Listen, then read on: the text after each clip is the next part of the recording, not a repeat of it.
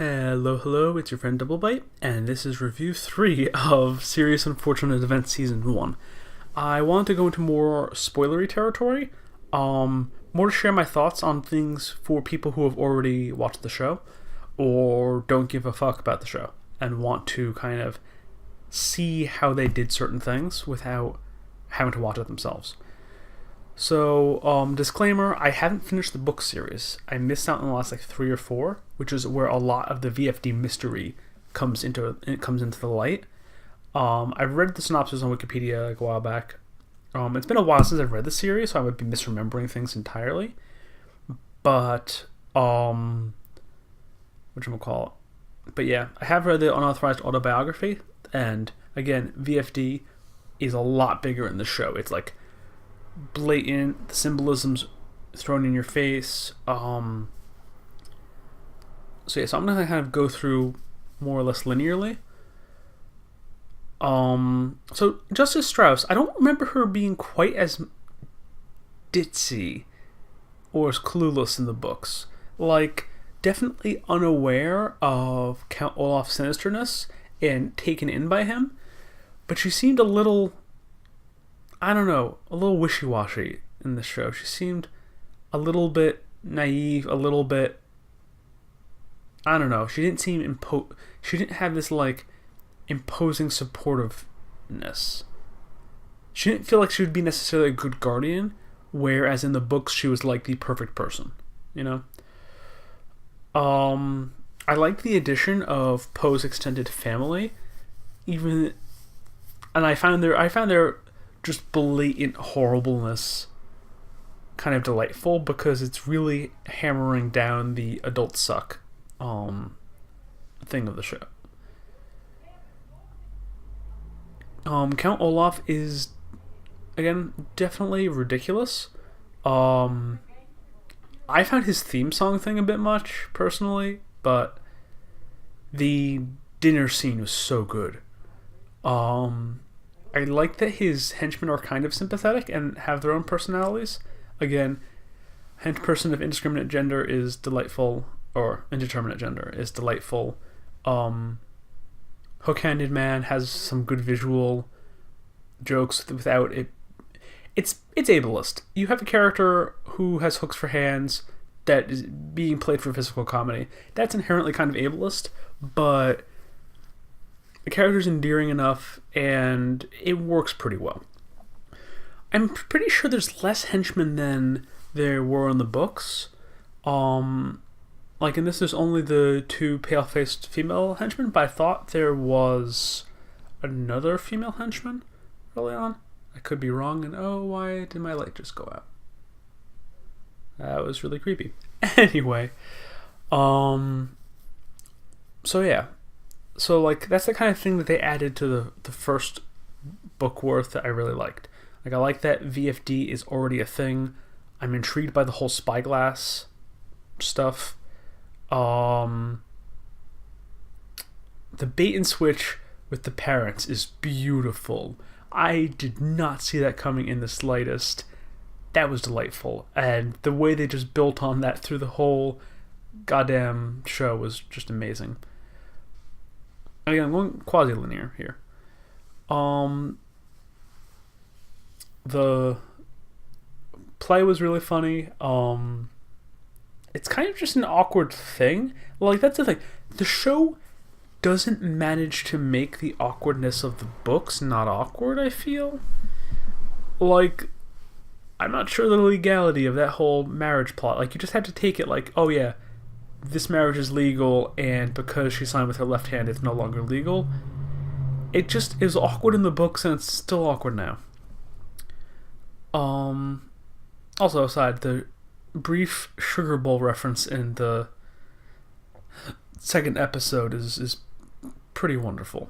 And there's just a lot of good sight gags, like Count Olaf eating the leg of lamb, and just the way he eats anything, really. His trend of being repulsed by Sonny's dialogue, or just sneering at things, is just really well done. So moving on to the second book, Monty, I like that. I like the way they portrayed him. I like the eccentricity.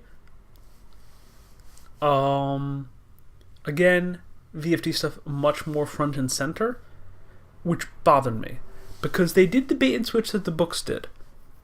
Well, not really bait and switch in the books, where he's suspicious of Stefano but thinks he's just a spy. And in the books, he's like, oh yeah, this guy's obviously sketchy, but he's a spy. And the kids are like, no, that's Count Olaf. And he's like, oh no, just trust me, kids. In this, they really make you think he knows what's going on. To the point where, like, he mentions that, oh, this person usually has accomplices. And, oh, Count Olaf fucking tries to murder him in, like, 30 seconds after that line. So you're like, okay, Monty's with it this time. He's actually smart. And then they reveal that, oh no, he actually thinks he's just a spy? Like, you thought this person spying on you tried to murder you. I guess you could just get into the reptile room and get all that information, but it feels weird. Especially given that we're more explicit with Monty's VFD connections. We know he's getting messages about things being bad. Two associates of Count Olaf tried to kidnap him. It doesn't feel... It would make sense for him to, like, both... If he knew it was Count Olaf, but also didn't report him right away because he wanted to keep an eye on him, because VFD kind of underestimates Count Olaf. But again, they weren't willing to change that from the book. So narratively, he knows Count Olaf. Count Olaf took the picture of the Baudelaire parents in the piano. And, presumably Monty was there too. Like, I don't know. I feel like it's okay to have one competent person in the show. Thank you very much. The statue thing was kind of weird, but I find it kind of endearing. I like the idea of VFD being this ridiculous secret agency. CGI with the Incredibly Deadly Viper is what it is. Like, it's going to be hokey no matter what. Sunny's going to be ridiculous no matter what. You can deal with it. I liked the kind of hipstery, slightly pretentious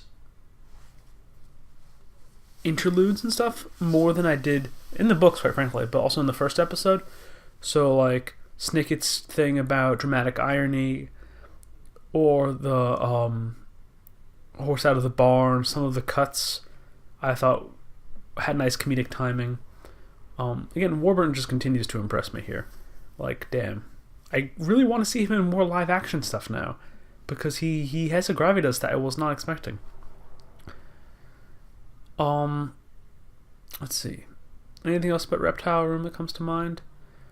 Also, I hated that they used a couple of CGI lizards and a couple of real lizards. Unless some were CGI better than others, but even then that's like, the CGI lizards, like especially the winged lizard, it just looks so bad when you have an actual iguana in, like, the next shot. It just makes it jarring. Like, if you have all CGI, it has this fantastic air, but if you're mixing the two, it just makes the CGI look so much faker, and I really disliked that. But I like the design of Monty's house. I like the design of the reptile room.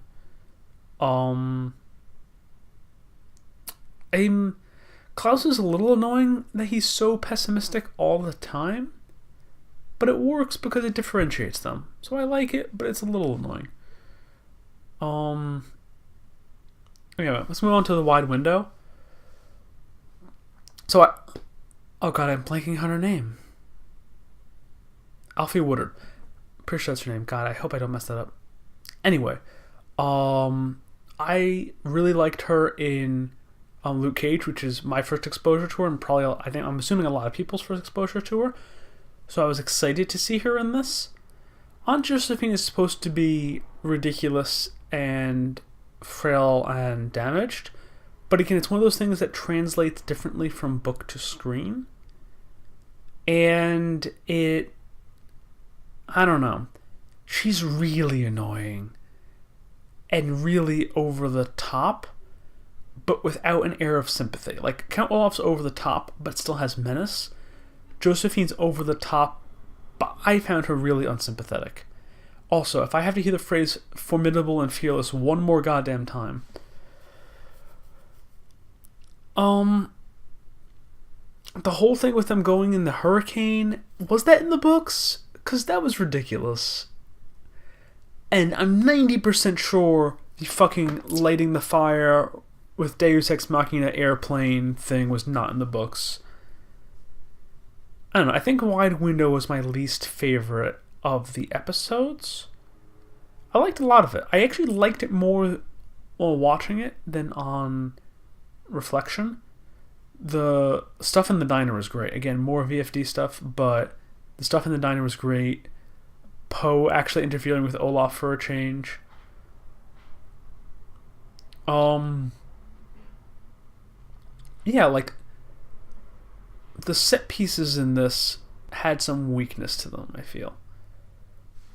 But I like the scene where like the house is falling half over.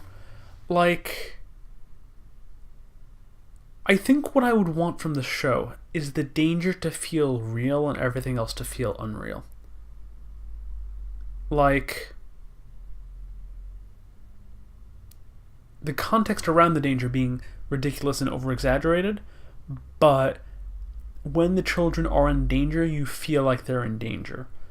Like, again, with the house literally, physically, impossibly dangling 90% off a cliff, like, while it's breaking, it makes you feel like they're in no danger. Josephine diving out of the window, like, 5 feet away from the cliff, and then somehow clinging to the cliff. Like, the peril should feel real to make the rest of it feel like it has stakes. Like Count Olaf hitting Klaus. It wasn't like an exaggerated theatrical slap. It was like, boom, he decked him. And it felt real and threatening. Even Count Olaf chasing them with the knife had a certain level of genuine threat, probably established when he stabbed the knife into the door.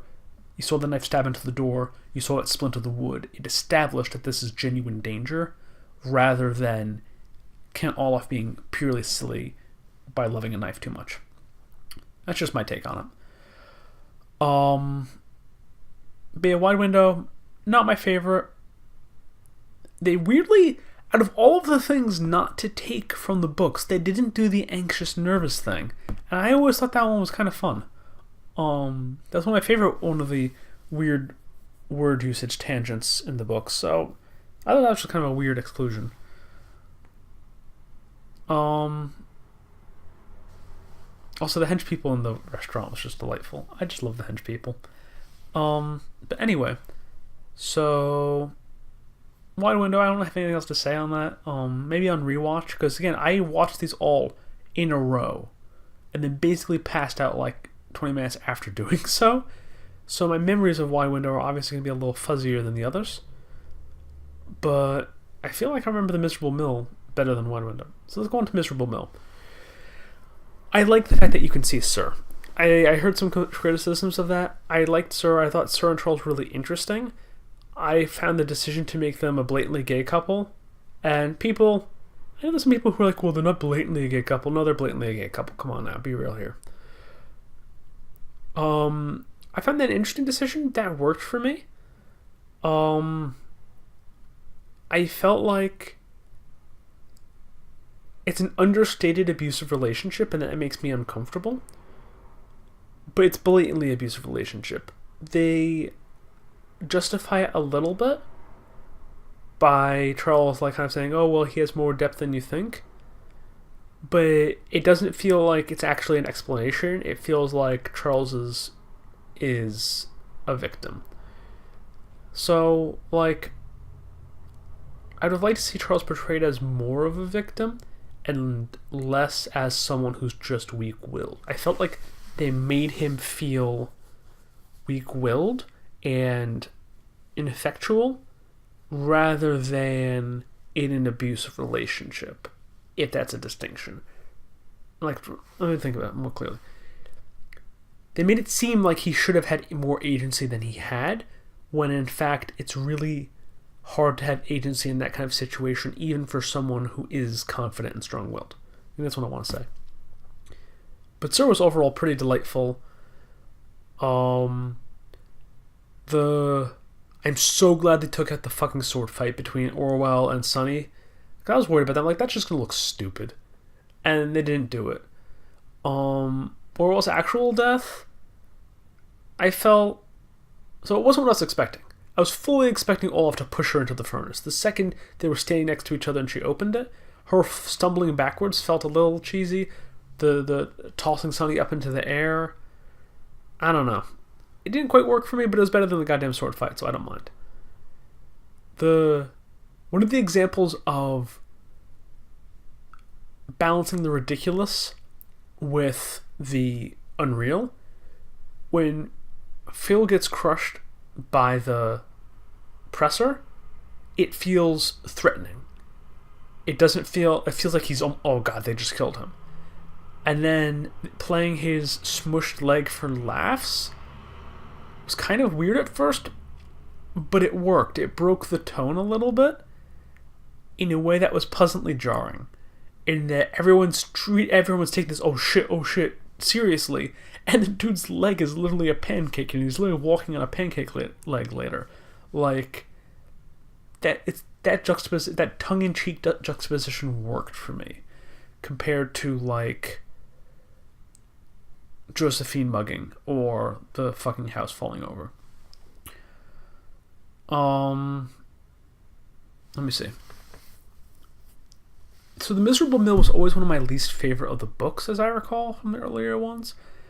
I just felt it was a little bit less engaging. The Guardians are less of a figure. It's a little more sci-fi with the hypnotism thing.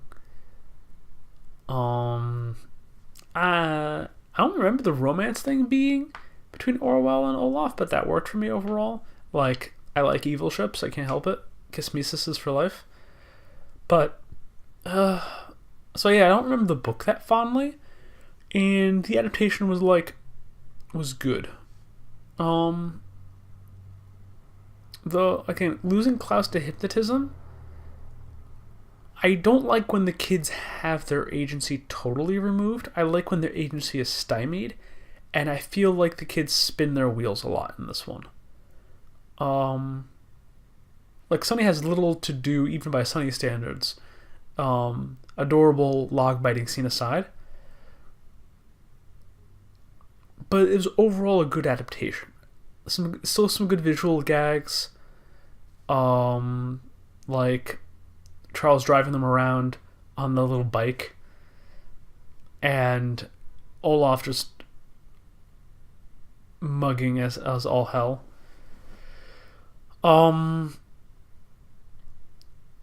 Yeah, like, honestly, I don't think Miserable Mill was that memorable, but it didn't do anything that really pissed me off. And I realize I come off harsh in my reviews. I like to be really critical.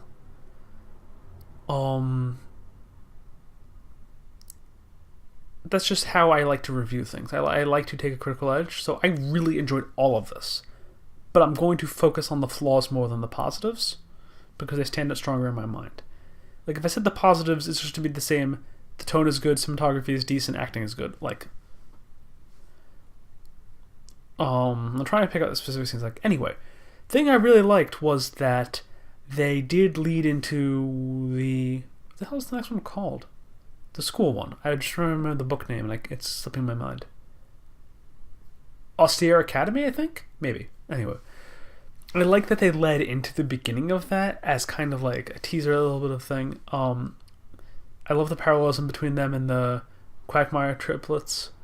And also the reveal that the parents are actually the Quagmires. Is it Quagsires or Quagmires? No, Quagsires are Pokemon, goddammit. Quagmires. That's a delight. That was delightful. That fooled me. They got me there. And just like to see this almost success and then the goddamn fire, like, well done, well played. Really appreciated that. I'm very excited for season 2, like, even just from that. And again, as far as set pieces go, the shot of the school from a distance, like, versus the School from a Distance versus School from the Inside. School from the Distance is comical. School from the Inside has that threateningness to it, and you can see the VFD members in that photograph. And that just really works for me. Again, it's that old school Tim Burton kind of juxtaposition, which really works for me. You know, honestly, I think the going back to the mill, I think the mill could have been more ridiculous. I know this is a mill where they are paid with chewing gum, but visually the mill is understated, and I would have liked it to feel more ridiculous, like giant towers and towers and towers of planks, or the floor being more in a state of chaos. Like the signs, there's like unsafety signs everywhere, but I would have liked it to be a little bit more madcap, and I rarely ever say that phrase. Anyway. Yeah, so I'm trying to think of any other like spoiler things I want to comment on. Just Will Arnett and Colby Smulders, just casting two insanely recognizable actors in that role is just amazing. Oh, going back, I find the whole underground tunnels thing really interesting. I kind of disliked that shot. So I liked in the beginning. I forget the episode. I think it's episode 1, where Snick is walking through the tunnel and you can see the names of the people in the background, and I loved that as like a subtle thing. And then they did the spinning pan of all the names. I'm like, oh, come on now. Like, I don't know. Also, I want a copy of that Incomplete Guide to Secret Organizations. Like, I just want a physical copy of that. They gotta release that. But let's see. Yeah, so... Also, given the occasional lack of restraint vis-a-vis Josephine and Olaf... Vis-a-vis? Is that even a... Am I using that right? Probably not. Anyway... Given their portrayals, I am so excited to see what they do with Esme Squalor. Like, if this is how ridiculous they've allowed things to get so far, Squalor's gonna be just a delight. Yeah, like I think that's all my thoughts for now. I'm gonna be rewatching the series relatively soon, I think, just given that I did watch all of it in one sitting, and watching it with a little more time to digest would be nice. But, yeah. So, let me know in the comments, for people who have seen it, what you think of how they're doing it, and particularly how they're handling the mystery. And, yeah, hope you enjoyed, and until next time, double bite out.